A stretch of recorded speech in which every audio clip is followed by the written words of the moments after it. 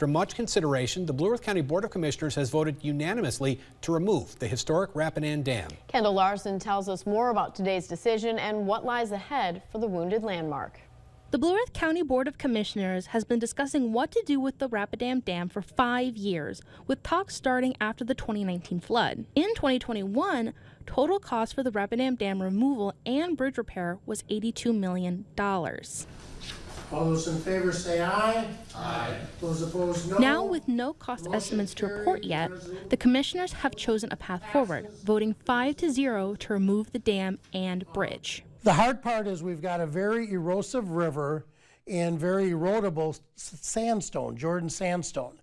And certainly with the natural disaster that happened in June, that sped up some of those decisions. The bridge is in critical condition as the water eroded the ground around it and debris is piled on the support beam. We're concerned that because it's a continuous steel beam bridge, that if it fails, it could fail all kind of in one piece, which would force the river flows around to cut, similar to what happened around the dam. Blue Earth County hopes to have the bridge removal process starting in late fall or early winter, using funds from the Minnesota Department of Transportation and the Federal Highway Administration Emergency Relief.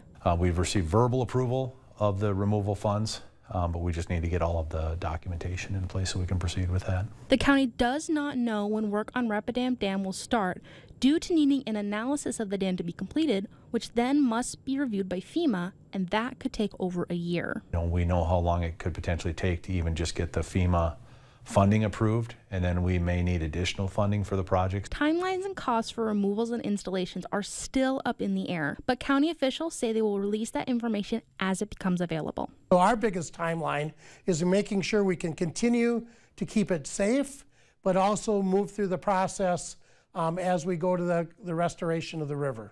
In Blue Earth County, Kendall Larson, KYC News Now.